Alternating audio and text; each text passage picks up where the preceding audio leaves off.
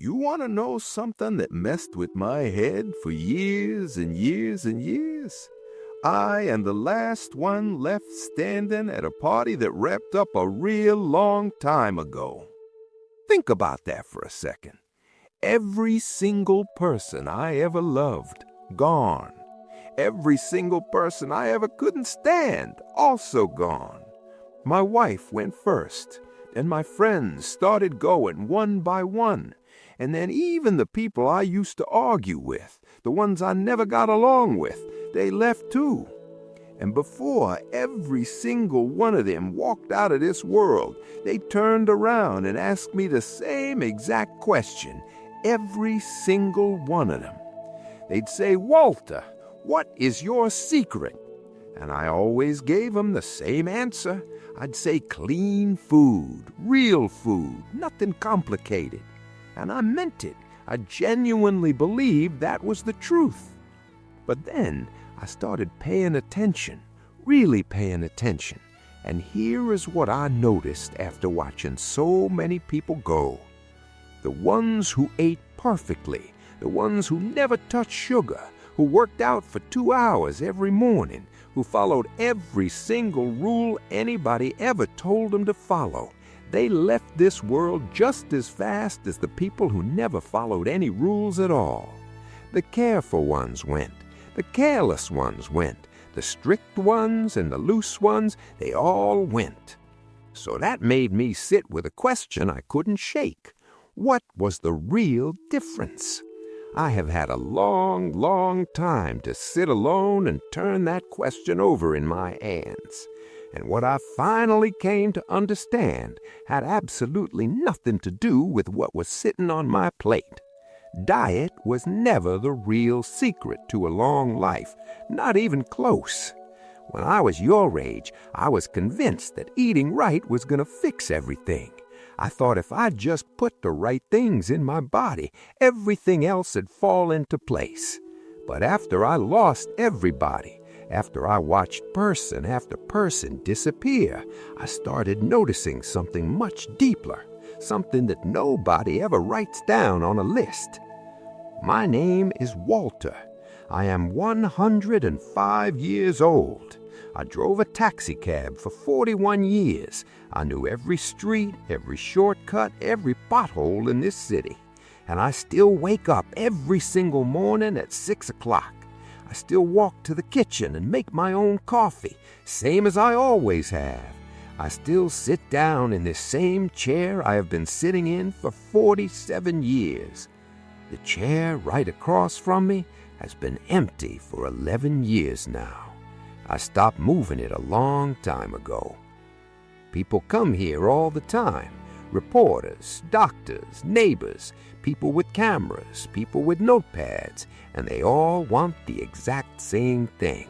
They want the list. They want to know what I eat, how many hours I sleep, whether I take vitamins, whether I stretch in the morning, whether I drink green juice, a bone broth, or some powder from a bag. I give them the list every time. They write it all down, they smile, they leave happy. And I will give you the list too, I promise. But if I stop at the list, you are going to walk away just like all of them did, happy and having completely missed the whole point. Because every single one of those people missed it. Not one person ever sat down in that chair across from me and asked me the real question. Nobody ever looked me in the eye and said, "Walter, how do you keep getting up in the morning after everyone you ever loved is already gone?" Nobody asked Walter at 105 years old what makes any of it still feel like it matters. Those were the questions I was always waiting for somebody to ask, but nobody ever did. They wanted the eggs. They wanted the sleep schedule. They wanted something they could put on a chart and feel good about. And listen, I get it. The list is real. The list is not nothing. So here it is. 2 eggs every morning, fried in real butter, not oil, butter. Real meat twice a week. Vegetables that actually came out of the ground. Bread, water, black coffee, no sugar. No powders, no supplements, none of that stuff that comes in a plastic container with a bodybuilder on the label. And yes, I will admit it because I'm too old to pretend otherwise. Sometimes a small piece of chocolate after dinner, and on cold nights, a small glass of whiskey. I never starved myself, not once. I never punished myself for eating something I wanted to eat. Never sat at a dinner table feeling guilty about what was on my fork. The people who turned food into a religion, the ones who counted every single calorie, the ones who felt like criminals every time they ate something they actually enjoyed, most of those people were deeply unhappy. And unhappy people, in my experience, do not last long. The body knows when the soul is done fighting. There was a doctor, I cannot remember exactly what year, a long time ago now, young guy, very confident in himself, told me my cholesterol was going to put me in the ground before I turned 60. I outlived him. Found out when I went to the hospital one afternoon. The nurse mentioned it without thinking. I did not say a word, just nodded, went back outside, and walked home. So write the list down if you want. It is real. I'm not going to lie to you about that. But what I'm about to say next is more important than any list I could ever hand you. Nutrition is just one small piece of something much bigger. Back when I was still out there driving, I had a regular passenger for 4 years straight, twice a week, same route, same hospital. I never forgot his name. Dr. Paulson, nutritionist, had books published, gave lectures all over the place. This man knew more about food than almost anybody alive. What to eat, what to avoid, exact portion sizes, exact timing, what combinations work together and what combinations tore you apart from the inside out. I used to listen to him in the back seat talking on the phone with his patients, coaching them on what to cut from their diet, teaching them how to read labels. And I'm telling you right now, I learned more sitting in that front seat listening to him than most people learned in the classroom. One afternoon, I finally just asked him. I said, "Doctor, straight answer. What is the real secret to a long, healthy life?" He thought about it for a second. Then he said, "Water, eat clean, sleep well, and avoid stress." I said, "Do you actually do all three of those things yourself?" We both sat quiet for a moment, just the sound of the engine. Then he said, "I eat clean. I sleep just fine. The stress part, I never quite figured that one out." Dr. Paulson passed away in his 70s. I drove his wife to the memorial service. I still think about him sometimes sitting in this chair. That man had all the knowledge, wrote all the books, understood food better than almost anyone alive. And the one thing that was quietly eating him alive, he knew exactly what it was. He named it out loud to me in the back of my cab, and he still could not put it down. If a perfect list of healthy habits was enough to keep a man going, Dr. Paulson would have lived to be 120. But it wasn't enough. It's never just the list. The real answer was not on anybody's plate. I came to understand that because of Margaret. Margaret and I were married for 58 years. 58! And I was a good husband in all the ways that are easy to measure on paper.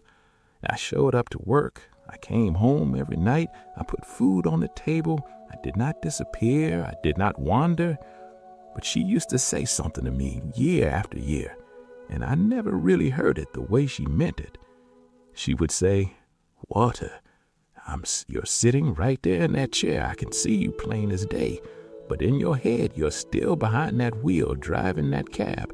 Come home now. Actually, come home." What she said turned out to be part of what got me to this age. Because when I finally retired, I just stopped.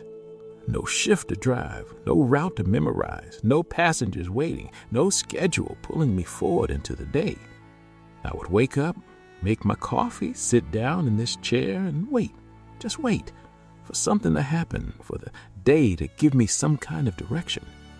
1 month went by like that, then 2 months. Margaret would walk past and ask if I wanted more coffee. I would say yes, she would bring it. That was the whole day. That was my whole life for a stretch of time. And I'm telling you, a man who's got nothing waiting for him when he opens his eyes in the morning, it's just a man waiting to go. That's all he's doing. And the body, it picks up on that signal faster than you think it would. The body starts preparing to do exactly what you're telling it to do without saying a single word. One morning, I walked out to the back garden. I do not even know why exactly, just did. There was a weed growing up close to the tomatoes, and I reached down and pulled it. And then I saw another one, pulled that too, and another. 2 hours later, I was on my knees in the dirt, hands black with soil, breathing hard, back aching, and I did not care even a little bit. When I came inside, Margaret was standing right there at the door. She did not say anything, just looked at me. But I knew that look. That was not a woman who'd been waiting for an hour or waiting for a week. That was a woman who'd been waiting for years, waiting for the man she married to come back and find something worth getting off the chair for. I had found a purpose, and I had gone after it. I was not just sitting there anymore, quietly, waiting for the end to find me. And here's what I need you to understand about that. A purpose does not have to be some grand, enormous thing. It does not have to change the world. It does not have to be something you put on a wall and frame. It just has to be enough to get you up and out of the chair. That's the whole job. For me, it was that garden. When I turned 70, I started walking 20 minutes every single morning. I know every crack in the sidewalk on that route. I know exactly where the tree root buckles the pavement on the corner by the hardware store. I know which neighbor leaves their sprinklers on too late. I know all of it because I was out there every single day. Those small routines, those tiny, ordinary things, they kept me in motion, and moving is living. If I had spent those years just sitting in this chair, staring at the walls, you would not be hearing this story right now. I would have been gone a long time ago. Every single day, I gave myself a small reason, not a big, dramatic reason, a small one. An argument with the guy down the street about which football team was going to disappoint everybody again this season. Putting a record on in the evening and just listening to it all the way through. Watching the way the late afternoon light comes through that window over there at almost exactly 4 o'clock every day, same as it always has. Small things, embarrassingly ordinary things, things that would sound ridiculous if I tried to explain them to somebody who wasn't paying attention. But they kept me here. Every morning, I had a real reason to swing my legs off this bed, and those reasons gave my day somewhere to go. The ones I watched leave the fastest, and I watched a lot of people leave, they were the ones who retired from work and from purpose at the exact same moment. They handed in their badge and sat down and never stood back up for anything that mattered. And the body, it takes that as instruction. With stomachs full of perfectly clean food, they just drifted, slowly and quietly, like a fire that nobody put any more wood on. Now here's the part I haven't said out loud yet, the part that costs the most to say. Margaret passed 11 years ago. It will be 12 years this October. After a while, the years start stacking on top of each other, start folding into one big stretch of time. That's one of the hard things nobody ever tells you about living this long. The morning after she was gone, I woke up at 6, the way I always do, muscle memory. The body does not grieve on a schedule. I walked to the kitchen and I made 2 cups of coffee, the way I had made 2 cups of coffee every morning for 58 years. I put them both on the table and I sat there and I stared at those 2 cups for a long time. I couldn't drink mine. I I just couldn't do it. But I didn't pour hers out either. I left it right there, and I sat with it. The coffee went cold. The light in the kitchen shifted. Somewhere close to an hour had passed, maybe longer. And at some point sitting there, I realized I was still breathing, still sitting upright in this chair, still here. And the day was not going to wait on me. The hours were going to keep moving whether I was ready or not. So I got up, went out to the garden, pulled some weeds, even though my hands were not steady, walked my 20 minutes, even though I did not feel a single thing, came inside, called my son Robert, did not say much that mattered, just talked, just let the sound of his voice sit in the room with me for a little while. And somewhere in the middle of that ordinary, painful, completely unremarkable day, I found a small reason to keep going.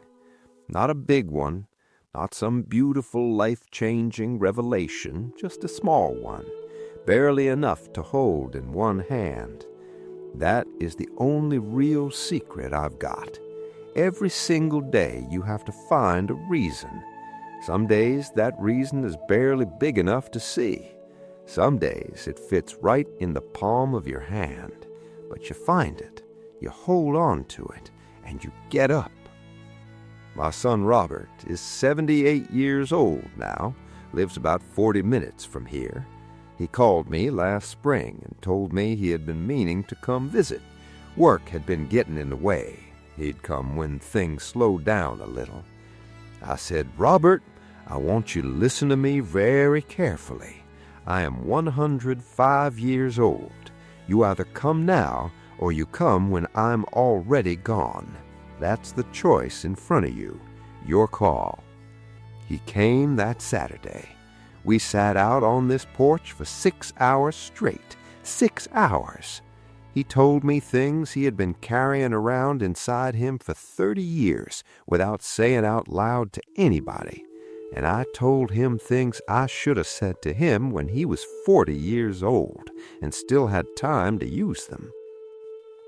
He comes every 3 weeks now.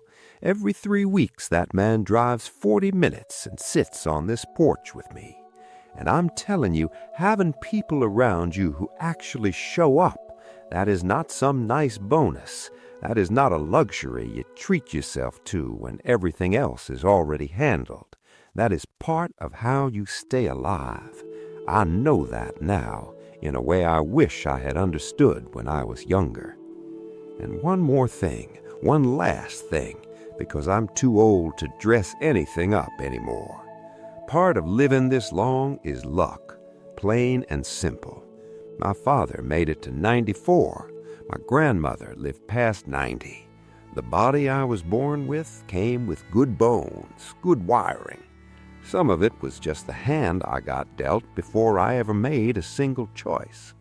I could sit here and tell you it was all discipline, all intention, all those careful decisions adding up over 100 years. But that would be half the truth. And half the truth is something people tell when they're still trying to protect something. I'm not protecting anything anymore. My name is Walter. I'm 105 years old. This morning I woke up at 6, made my coffee, walked out to the garden for a few minutes, just a few because my knees will not let me get down on the ground the way they used to, watched the morning light come through the trees, came inside and put a record on, sat down right here in this chair, and I looked over at that empty chair sitting across from me, and I said good morning to it, the same way I do every single day. Eat real food. Move your body every day, even if it's just a short walk, even if it's just down the block and back. Keep people close. Actually keep them close, not just in your phone, not just in your head, close in real life, where you can hear them breathe. Find something, anything, some small reason that makes opening your eyes in the morning feel like it was worth doing. But more than all of that, more than the food and the walking and the people, stop just surviving your days. Stop just grinding through them, waiting to arrive somewhere better. A man can make it to 105 years old and still have checked out early, still have spent most of his years just passing time, waiting for something to finally begin. The days are not in your way. The days are the whole thing, every single one of them.